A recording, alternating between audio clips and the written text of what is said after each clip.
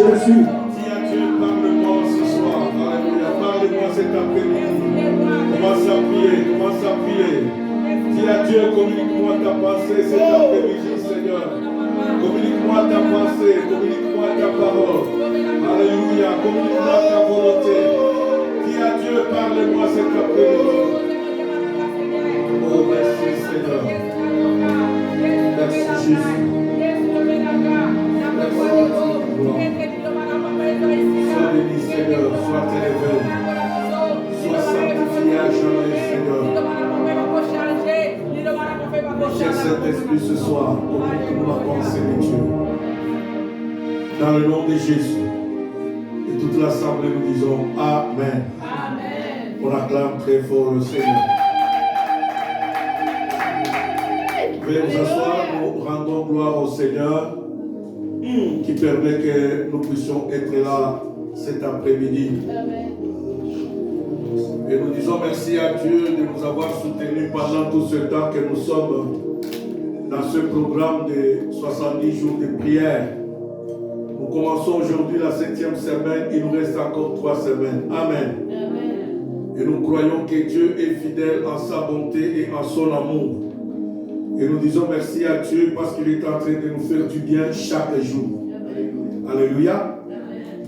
En cette 7e semaine, nous allons parler sur le respect du sacerdoce. Notre thème général, c'est sur la prière féconde ou la prière productive. Une prière qui produit des effets. On va essayer de vérifier si je suis bien cadré sur. Une prière productive. Et nous disons merci à Dieu pour tous ces programmes que nous avons commencé depuis le début. Et les intervenants continuent à nous parler, nous donner les principes.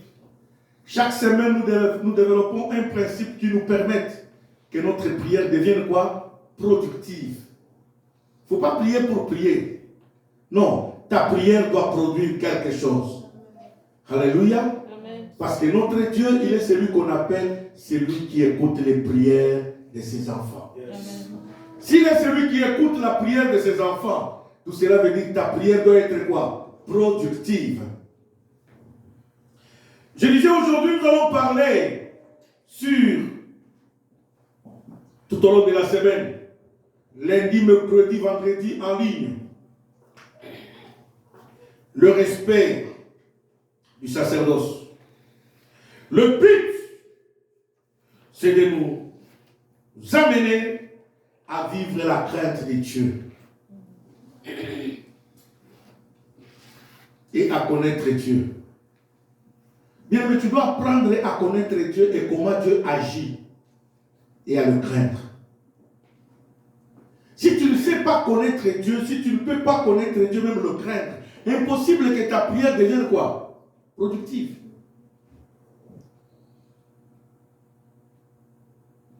Et le deuxième but, c'est de nous amener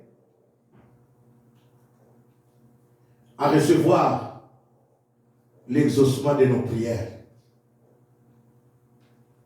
Bien-aimé, tu ne peux pas recevoir l'exaucement de tes prières si tu ne connais pas ce qui en fait la force.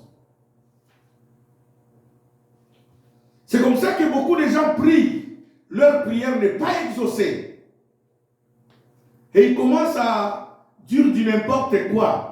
Il y en a d'autres qui traitent même des serviteurs de Dieu. Non, il n'a pas d'onction. Je l'ai toujours dit, je le répéterai, ce n'est pas question d'onction. Dites Amen. Amen. Quand Dieu agit, Dieu c'est un Dieu de principes. Il respecte ses principes. Quand tu respectes les principes, lis la Bible de Genèse Apocalypse. Tu verras les gens que Dieu a utilisés. Comment Dieu a opéré à travers la Bible. Vous allez comprendre que c'était le principe du respect du sacerdoce. Alléluia. Si tu ne sais pas respecter le sacerdoce, bien aimé, ça sera impossible. Commençons par donner d'abord la définition du mot sacerdoce et du mot respect.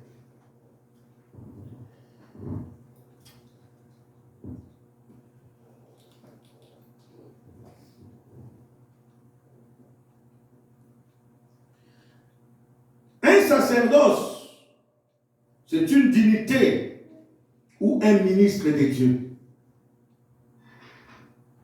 C'est quelqu'un qui est appelé, qui est élevé en dignité par Dieu et qui est même appelé ministre de Dieu.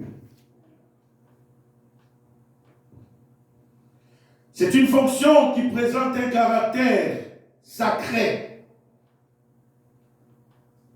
en raison du dévouement qu'elle exige. Le sacerdoce est une fonction qui présente un caractère sacré. Le dictionnaire français plutôt lui donne un caractère religieux. Le dictionnaire biblique dit un caractère sacré.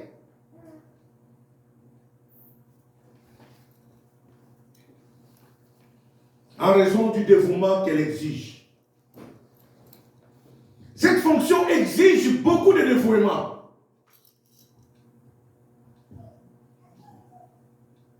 Alléluia. Raison pour laquelle nous devons du respect à cela. Parce que c'est une fonction sacrée. Quand on appelle quelqu'un ministre de Dieu, pasteur, prédicateur, évangéliste, prophète, c'est quelqu'un qui est sacré. C'est une fonction sacrée. Et quand on parle du sacre, on touche au sacerdoce. Quand on touche au sacerdoce, on touche à Dieu. C'est quelqu'un qui est mis à part pour Dieu. C'est quelqu'un qui a été choisi par Dieu. C'est quelqu'un à qui Dieu a confié des responsabilités.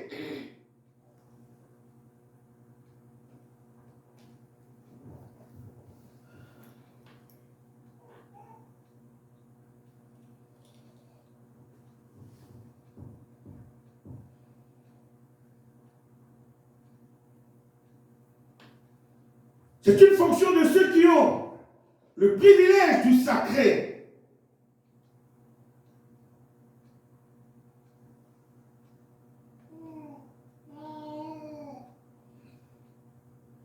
Et cette fonction, il exerce dans le public, avec dignité, pour offrir le sacrifice et les prières à Dieu.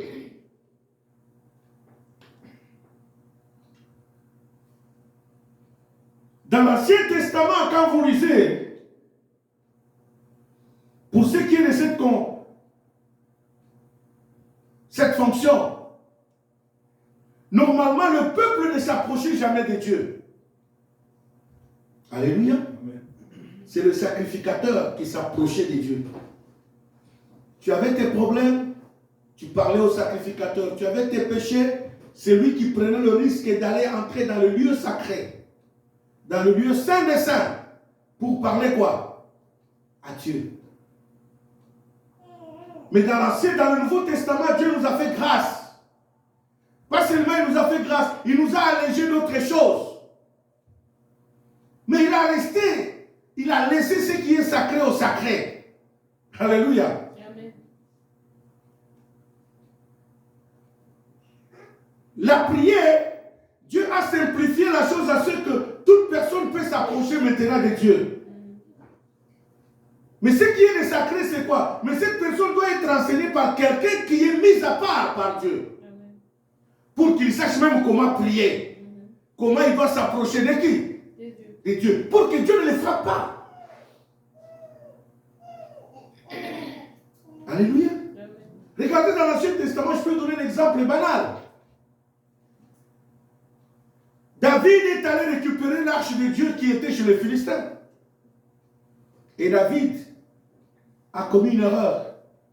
Or, selon le contexte biblique, le sacré de Dieu, l'arche devrait être portée par les sacrificateurs sur les épaules. Mais David a pris l'arche, il l'a mis sur le dos de quoi? Des animaux. Chemin faisant, en montant vers la montagne, or l'arche qui représentait Dieu, qui était sacré, comment savoir? A penché pour tomber. Et autour de ces animaux qui avaient porté quoi? L'arche. Il y avait un garçon qu'on appelle Uza. Mais comme il n'était pas de ceux-là qui étaient destinés à toucher à l'arche de Dieu, Or, l'acte qu'il posait n'était pas un péché. Il voulait aider l'âge à ne pas quoi? Tomber. Mais vu qu'il n'était pas de ceux-là qui étaient choisis par Dieu, il a voulu toucher quoi? À l'âge. Dieu l'a frappé sur place. Est-ce que Uza a commis de péché? Humainement parlant, non. Mais spirituellement, oui, parce qu'il n'était pas de ceux-là quoi? Qui étaient touchés, qui étaient destinés à toucher. Et ça, nous le voyons encore aujourd'hui.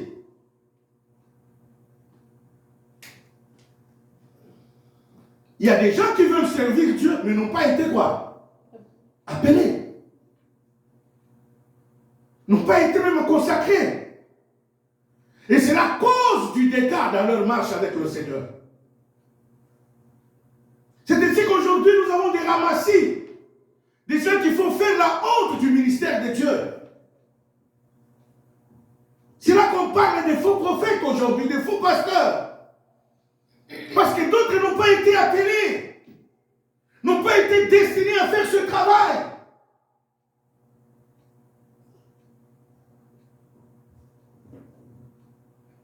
Prenons une autre définition vite, vite.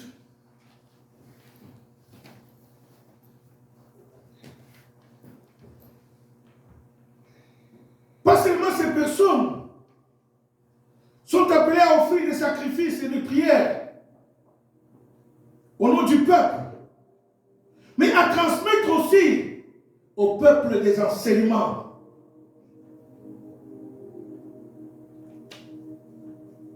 De la part de Dieu auprès du peuple. Alléluia. Amen. Ça, c'est ce qui concerne le sacerdoce. C'est un ministre de Dieu. C'est quelqu'un qui est appelé, qui a été choisi par Dieu, appelé par Dieu pour faire ce travail. Prenons la définition du mot respect. Parce que si nous ne donnons pas toutes ces définitions, des fois il te sera compliqué de comprendre le message. Alléluia. Amen. Vous n'allez pas bien comprendre même d'autres versets, vous les lisez peut-être sans les comprendre. Pourquoi Jésus a dit ça? Pourquoi on a dit ça dans la Bible? Mais il faut aller commencer par la définition et chercher à comprendre, analyser les points. Raison pour laquelle la Bible dit, mon peuple est détruit parce qu'il lui manque quoi? La connaissance. Quand tu manques la connaissance, tu vas parler n'importe quoi. Par définition, que veut dire respect? C'est un sentiment qui porte à accorder à quelqu'un de la considération en raison de la valeur qu'on lui reconnaît. C'est un sentiment qui porte à accorder à quelqu'un, à une personne ou à quelqu'un de la considération en raison de la valeur qu'on lui reconnaît.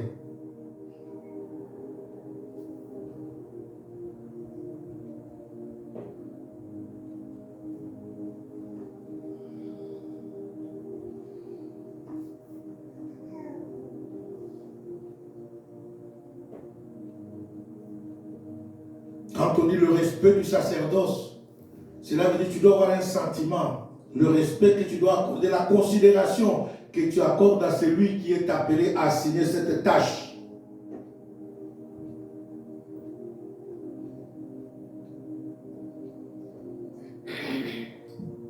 Le respect permet de bâtir une relation solide.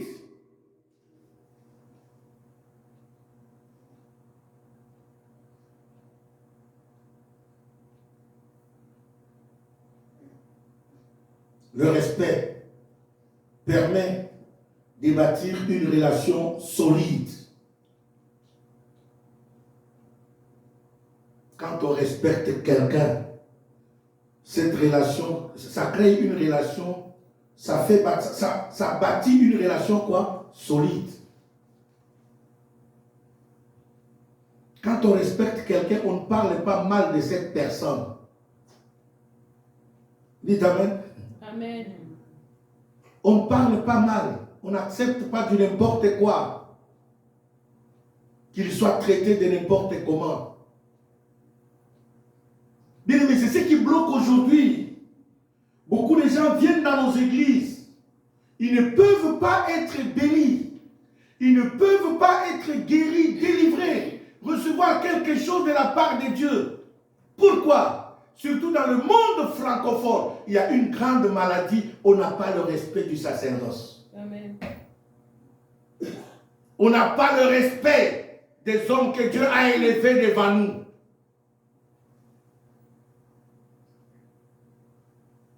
Ce qui fait que beaucoup d'entre nous, bien-aimés, au lieu d'être bénis, ils sont quoi? Maudits. Moi, j'ai toujours dit, je n'ai jamais eu la honte de le dire.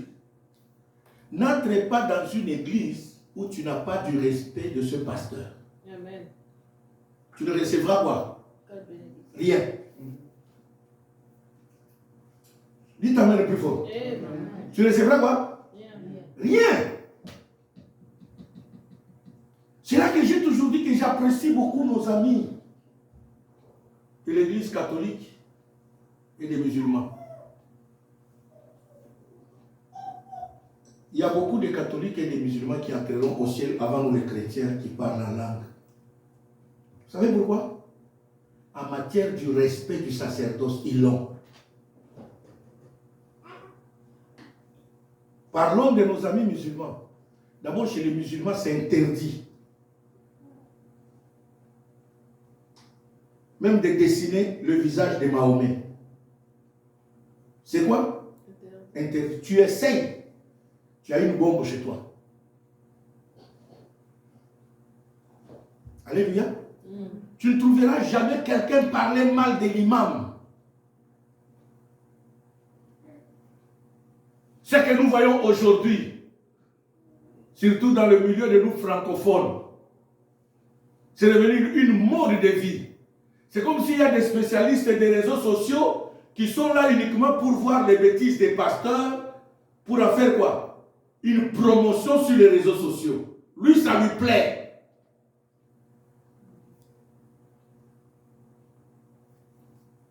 C'est comme si lui, il est paparazzi des pasteurs. Il est derrière seulement pour voir qui commet quoi? L'erreur, pour qu'il puisse quoi? Publier pour qu'il ait beaucoup de vues.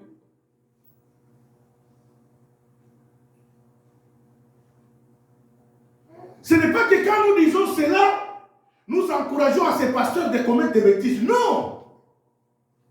Nous voulons vous apprendre la crainte de Dieu. Alléluia. Amen. Nous voulons vous apprendre quoi? Lisez la Bible. La Bible dit, il faut que le malheur arrive. Mais, malheur à celui par qui quoi? En d'autres termes, même aux serviteurs de Dieu. Dieu le punit. Il y a beaucoup de gens qui ont commis des bêtises. Dieu les a punis. Moïse, qui était un homme loin de Dieu, qui a fait des miracles avec Dieu, pourquoi n'est-il pas entré à Canaan? Alléluia. Amen. Vous allez dire que Dieu défend le péché des serviteurs? Non. Le premier péché que Moïse a commis, il a épousé une femme étrangère. Mais quand son frère Aaron et Myriam ont commencé à parler mal contre qui? Moïse, à cause de cette relation, Dieu les a frappés. Mais Dieu attendait Moïse quoi? Au tournant. Le jour où Moïse a commis, il a failli à la mission, Dieu lui a dit, parle, lui l'a frappé. Dieu lui a dit, à cause de ça, parce que tu ne m'as pas quoi? Sanctifié, tu verras Canaan, mais tu n'entreras pas. Dieu ne se contredit pas.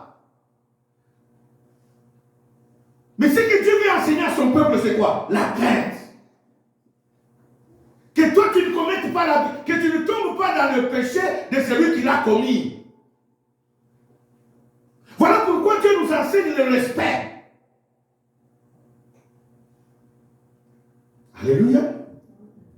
Alléluia. Amen.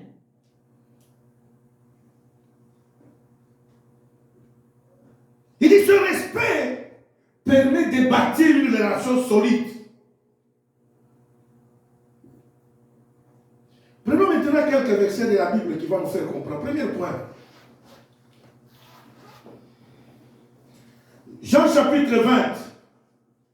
Nous allons nous mettre debout pour faire la lecture. Jean chapitre 20. 13 plutôt. Jean 13, verset 20.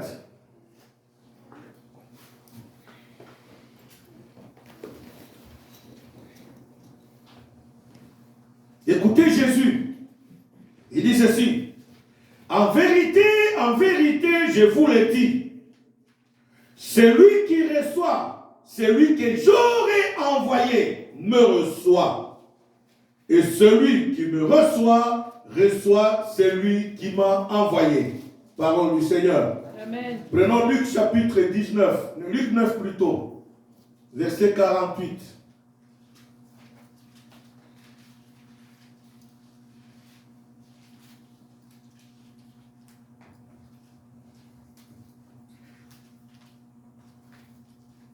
Et leur dit, quiconque reçoit à mon nom ces petits enfants me reçoit moi-même. Et quiconque me reçoit, reçoit celui qui m'a envoyé. Car celui qui est le plus petit parmi vous, c'est celui-là qui est grand. Parole du Seigneur. Amen. On acclame très fort, veuillez vous asseoir. Amen.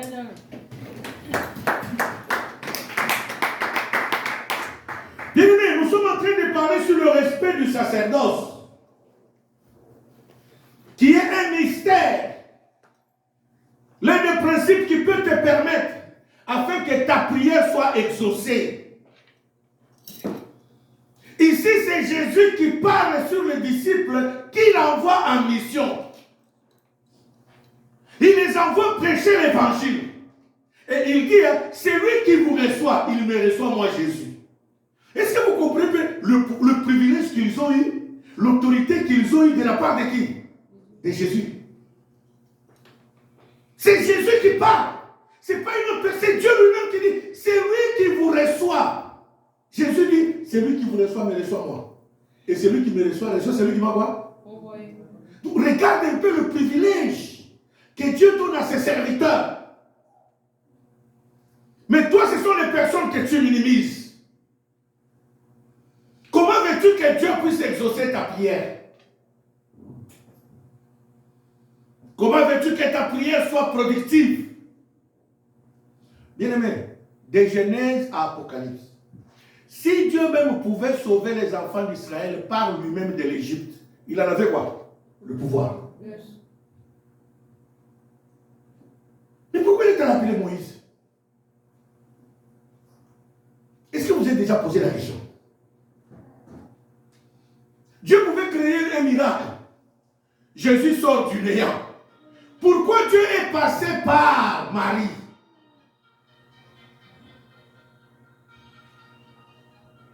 Alléluia. Dieu pouvait dire que non. Comme j'ai fait Adam dans le jardin d'Éden par la poussière, laisse-moi aussi créer un autre Adam par quoi? Jésus par la poussière. Mais Dieu ne l'a pas fait. Dieu s'est choisi qui? Marie, pour que Jésus sorte du sein de qui? De Marie. Est-ce que Dieu est incapable? Non. C'est pour vous montrer comment vous devez avoir le respect du sacerdoce, de ce qui est sacré. Et ici, Jésus, dans Luc 9, Jésus va plus loin. Et remarquez, je ne sais pas si vous avez fait le constat, analysez. Hein. La majorité des serviteurs de Dieu sont jeunes. Beaucoup Dieu les a appelés quoi? Très jeunes, moins de 20 ans même. Et il les établit responsables dans les milieux où il y a des papas, des vieux, des vieillards, des mamans. Pourquoi Dieu n'a pas choisi les vieux? Dieu va choisir quoi? Les jeunes. C'est là que Jésus dit, celui qui reçoit à mon nom ce petit enfant me reçoit moi-même. Pendant que toi tu le minimises, Dieu lui donne quoi? Le respect, la considération. Voilà pourquoi ton miracle est bloqué. moi j'ai toujours dit, bien aimé, entrer dans une église où tu ne sais pas respecter ce pasteur, tu ne recevras rien.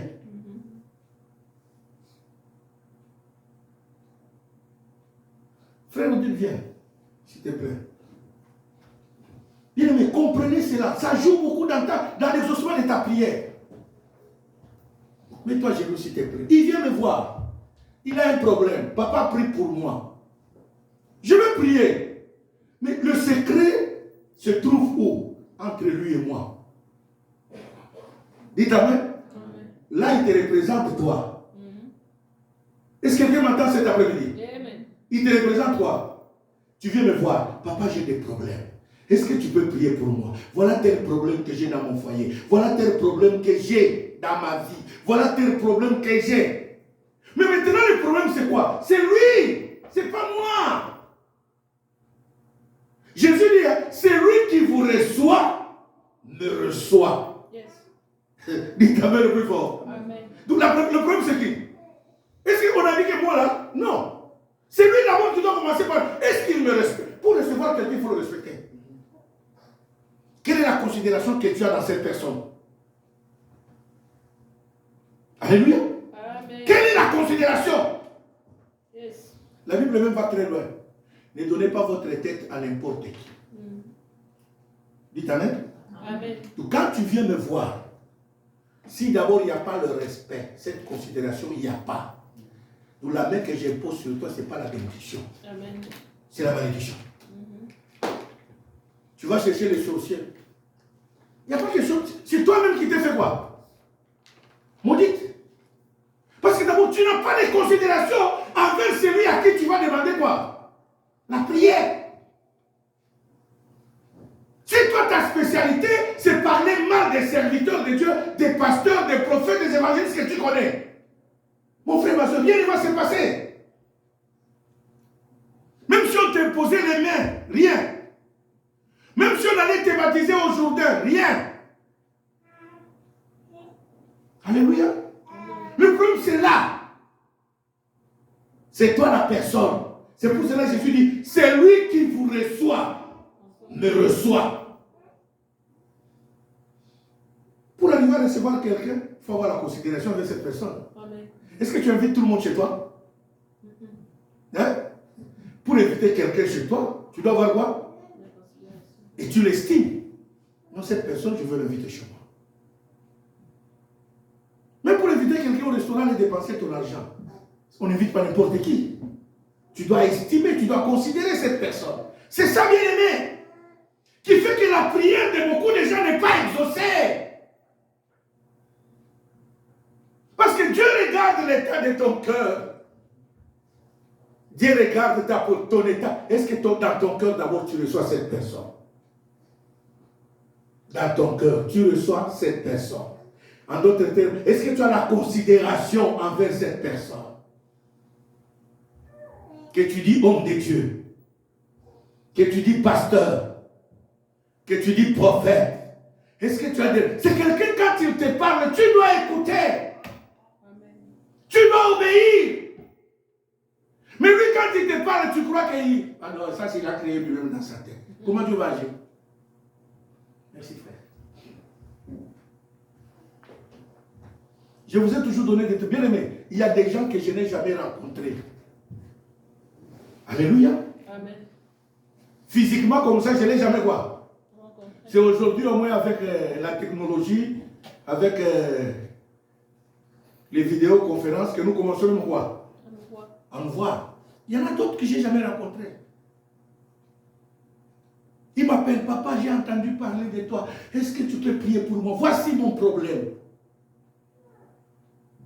Bien aimé, c'est là que j'ai compris le mystère de Dieu. Dans le monde francophone, on n'a pas le respect du sacerdoce. Des hommes que Dieu a élevés, des femmes que Dieu a élevées devant nous, nous n'avons jamais de respect. Raison pour laquelle quand tu nous parles, nous faisons comme ça. Dites amen. Amen. Quand tu rejettes, la Bible dit, c'est lui qui vous reçoit, me reçoit moi. Amen. Ça c'est Jésus. Amen. Pas seulement il m'a reçu moi Jésus, il a reçu aussi qui? Le Dieu qui m'avait envoyé.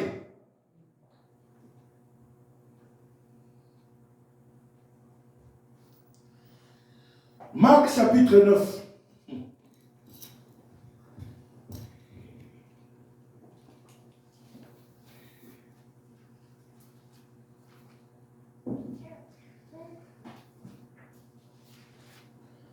Verset 37.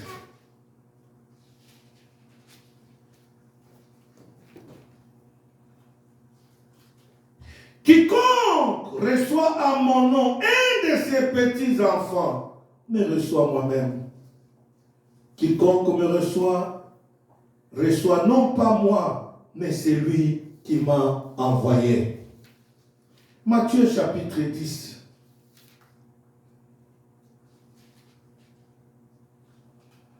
Verset 40 à 41.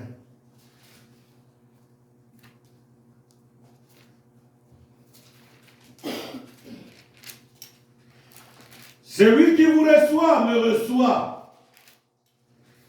Et celui qui me reçoit, reçoit celui qui m'a envoyé. Celui qui reçoit un prophète en qualité de prophète recevra une récompense de prophète. Et celui qui reçoit un juste en qualité de juste recevra une récompense en qualité de juste. Quiconque donnera seulement un verre d'eau froide à l'un de ses petits-enfants parce qu'il est mon disciple, je vous le dis en vérité, il ne perdra point sa récompense. Parole du Seigneur. Amen. Bien-aimés, c'est très important de comprendre ces choses. Souvent, comme je le dis dans le monde francophone, où nous parlons beaucoup le français et l'ingalaphone, nous n'avons jamais le respect du sacerdoce, raison pour laquelle Dieu n'opère plus dans nos milieux. Dites Amen. Amen. Dieu n'opère plus. À cause de quoi? On n'a pas le respect du sacerdoce, des hommes que Dieu a élevés devant quoi? Devant nous. Des fois, il nous passe. La Bible dit, celui qui reçoit un prophète en qualité de quoi? Il recevra quoi? Tu recevras la récompense. Quand la Bible dit celui qui recevra un prophète, qu'est-ce que la Bible veut? Recevoir veut dire quoi? Tu peux le voir. Il te parle de la part de Dieu. Écoute et obéis. C'est ça, recevoir.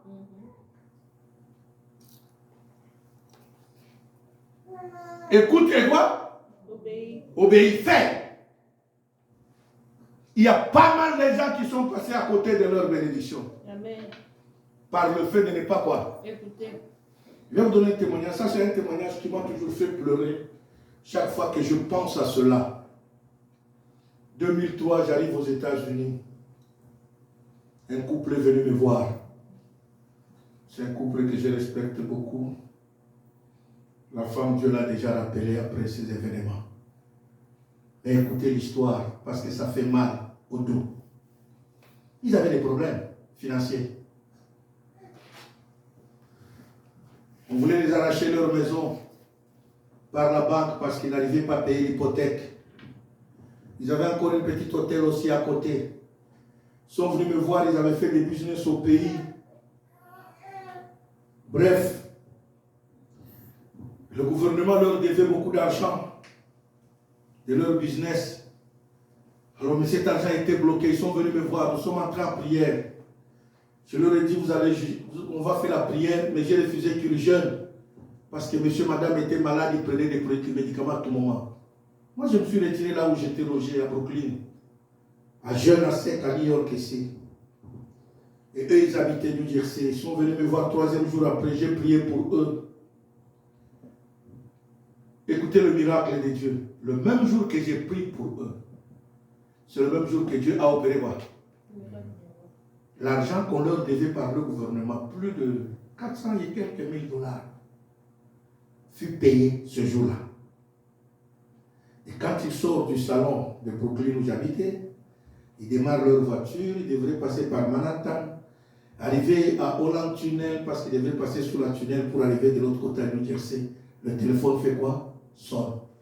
Son ami qui était resté avec le dossier au pays l'appelle. Il dit, mon ami, ton Dieu vient de faire un miracle. Et le téléphone coupe parce qu'ils étaient où? Dans le tunnel. Il sort du tunnel, il appelle, qu'est-ce qu'il y a? Il dit, voilà, ton Dieu vient de faire un miracle. Il y a 48 heures, le conseiller du président m'a appelé, m'a donné le chèque en me disant qu'il va directement à la banque. Le gouverneur a été instruit, j'arrive à la banque, on m'a payé, je viens de retirer l'argent aujourd'hui, mais ce montant-là m'a été payé en francs congolais. Qu'est-ce que je dois faire? L'équivalent de plus de 450 000 $. Ok. Fais tout, appelle les cambistes, change, parce que tu sais, nous devons ça, autant de pourcentage à telle personne, parce que c'est lui qui nous avait aidés. Ok. Et pendant qu'il me parle, c'est là que je suis en train de montrer, voyez, notre méchanceté, où nous sommes, nous les humains, tu risques de perdre même ce que tu as. J'entends une voix qui me dit, dis-lui qu'il t'apporte dans 48 heures 2 000 $ d'action de grâce. Dites Amen. Amen. Est-ce que quelqu'un peut dire Amen très bien? Amen. Quelqu'un peut dire très bien Amen parce que vous voulez que je continue? Amen. Vous voulez entendre la fin de ça? Yes. C'est malheureux. À la minute, avant j'étais homme de Dieu. À la minute que j'ai dit, donnez quoi? J'échange, je ne suis plus quoi? Je suis devenu moi un marijuana. Ce garçon-là, oui, Bakaïté, à Salamana Lokoso. Est-ce que je parle à quelqu'un? Amen. L'homme dit à la femme, voici ce que l'homme de Dieu vient de dire. Si nous pourrions lui apporter 2 000 $ comme action de grâce. La femme dit, pas question. L'homme dit, maman, tu priais ici. Est-ce que tu avais déjà entendu ce qu'on a entendu tout à l'heure là? Regarde la prière de cet homme et regarde ce que Dieu lui dit. Là maintenant, ce n'est plus Dieu qui a dit, c'est moi qui a dit. Dites Amen. Amen. Est-ce que je parle à quelqu'un? Yes. C'est comme ça que vous avez l'habitude de traiter les hommes de Dieu et vous bloquez vos vies. Amen. L'homme dit, il a demandé 2 000. S'il avait demandé la dîme, l'aurais-tu donné? C'est ça. Parce que la dîme, c'est plus de 40 000 $. Mais il a demandé combien? 2 000. Il dit, on ne va pas donner, tu ne les connais pas. Moi, je le connais mieux que toi. D'ailleurs, c'est moi ta mère spirituelle. Alléluia. Amen. L'homme dit, à la maison, j'ai à peu près 600 à 800 $. Passons à notre hôtel là. Voyons la recette de la nuit. S'il y a quelque chose, ajoutons. Il dit, on ne va rien donner. Bien aimé, ni moi, ni eux, personne ne savait pas que les 2 000 que Dieu demandait là, c'était pour protéger les 450 000. 48 heures et les garatés salini. Répétez très bien, 48 heures et les garatés salini. Vous voulez continuer comme Magambo, hein? Merci. La personne qui leur avait donné cette mission, c'était un ministre de justice en fonction à cette époque. Je vous dis, nous sommes en 2000 quoi? 3. La personne, un ministre congolais de quoi? Ce n'est même pas canadien ou américain. Un ministre de quoi? De justice. Il y a une mission. Commission. Et Balaka qui est 15, 10 ou 20%. Et le ministre continue à déranger quoi? À la présidence. Parce qu'il avait besoin de quoi? L'argent.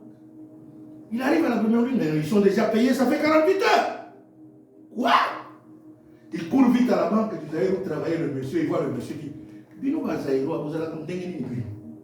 c'est moi qui vous ai aidé d'avoir cette mission.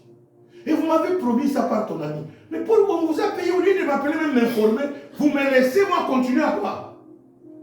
Oh Excellence, pardon, vraiment, j'ai parlé avec mon ami, il m'a déjà donné l'instruction, mais sauf que l'argent a été payé en francs congolais, d'où il m'a donné l'autorisation d'échanger ça. J'ai rendez-vous avec les cambistes qui vont passer chercher l'argent pour me donner les $. L'argent est où? Yo, les boîtes que tu vois là, c'est ça l'argent. Ministre en fonction de justice. Congolais de ce bois. Oui. Il fait seulement la main comme ça. Garde des corps et les policiers qui étaient dehors. Font quoi? Il dit prenez toutes les boîtes là. Chargez quoi? Dans la voiture. Je vais aller changer pour vous. Je vais vous amener. Ok. Dites amen plus fort. Amen. Depuis que le ministre est parti, jusqu'à aujourd'hui, le ministre n'a pas encore fini de changer. Nous sommes en 2000 combien? 3. Répétez très bien. En 2000 combien? 3. Aujourd'hui, nous sommes en 2000 combien? 24. Il n'a pas encore quoi? Changé. Mais la bonne nouvelle est que le ministre a déjà même été enterré. Oh. Dès que la dame a entendu que le ministre a pris quoi?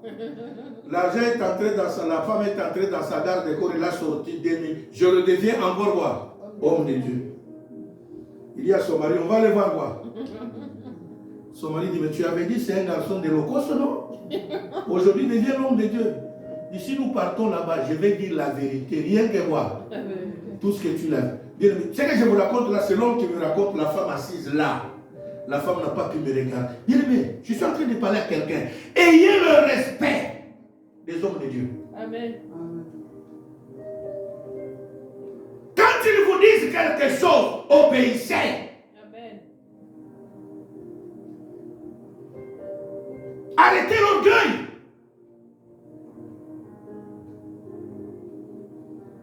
Arrêtez l'aveuglement. Lisez, des fois vous lisez mal. Bien aimé, il y a des versets qui me touchent, qui me troublent. Quand vous lisez l'histoire de la femme sunamite, la Bible dit, Élisée lui a dit, à cette même époque, l'année prochaine, tu feras quoi? Tu auras un enfant, non? Et la Bible ajoute, quand vous lisez très bien, à la même époque, cette femme a eu quoi? L'enfant, pas selon la parole de Dieu, mais selon la parole d'Élisée, homme de Dieu. Est-ce que quelqu'un m'entend là-bas? Amen. Jésus dit, c'est lui qui vous reçoit, me reçoit. Recevoir, cela veut dire quoi? Écouter et mettre quoi en pratique. C'est ça. Mais toi, quand les hommes de Dieu parlent, tu commences à murmurer. Vaut mieux ne pas murmurer et ne pas donner. Amen. Dites amen. Amen. Parce que quand tu murmures, tu ajoutes encore quoi? Des problèmes sur ta vie. C'est pas lui que tu rejettes. C'est Christ que tu rejettes. Amen. Alléluia. C'est pas lui que tu as rejeté. C'est Jésus que tu rejettes.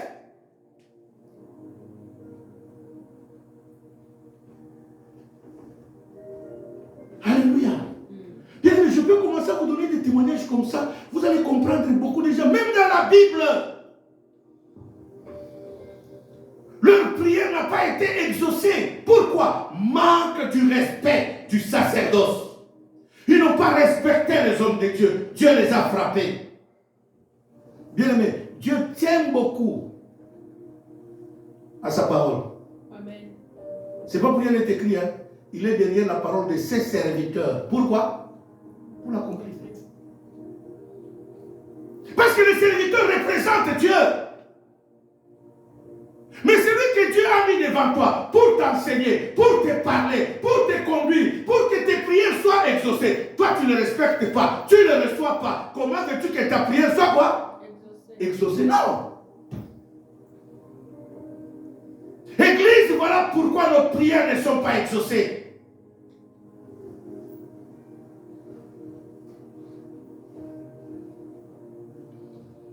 Voilà pourquoi nos prières ne sont pas quoi? Exaucées. Jésus dit, c'est lui qui vous reçoit. Lisons vite ces deux versets, clôturons par là.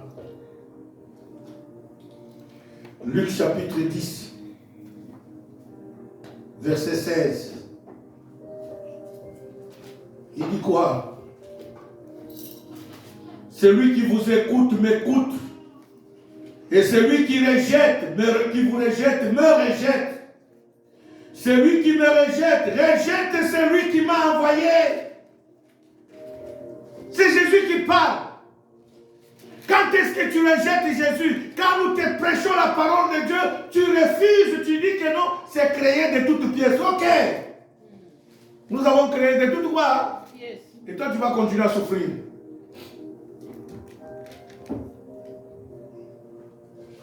Alléluia. C'est ça le problème. Église, réveillez-vous. Tu risques de terminer ces 70 jours et rien ne se passe dans ta vie.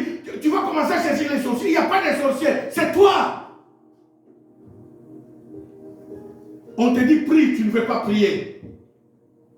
Viens à la prière, tu ne veux pas venir à la prière. Tu trouves des échappatoires. Tu trouves toujours des raisons à donner. Et tu veux que Dieu puisse agir. Non. Dieu, c'est un Dieu de principe bien-aimé. Alléluia. Amen. Dieu, c'est un Dieu de principe. Lisez la Bible.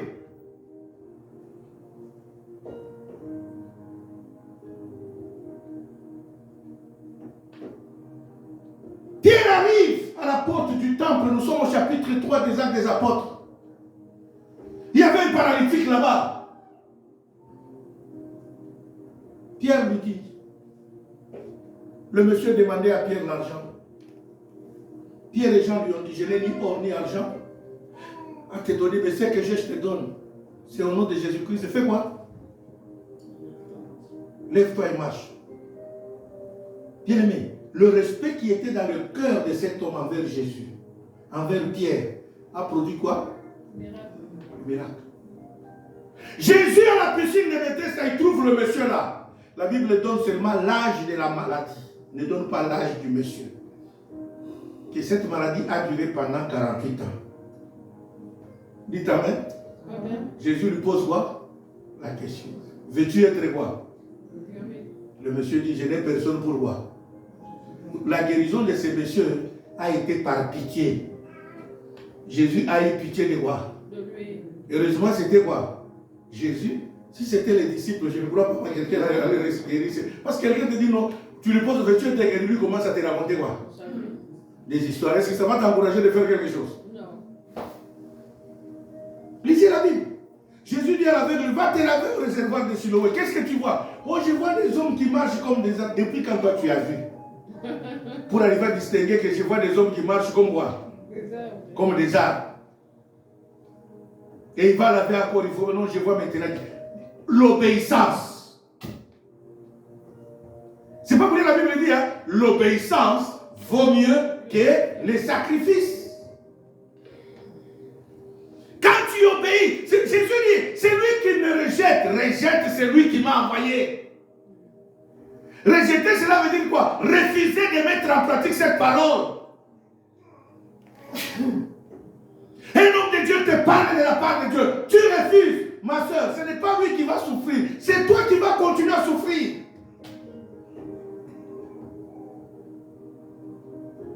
Voilà pourquoi Jésus dit, celui qui reçoit ses petits enfants me reçoit. Waouh! Ce soir, j'aimerais nous dire, bien-aimés dans le Seigneur, renonçons à notre orgueil. Renonçons à notre ignorance. Renonçons à notre aveuglement. Soyons humbles pour que les prières que nous faisons avec vous pendant ces 70 jours puissent être productives. Que Dieu bénisse sa parole.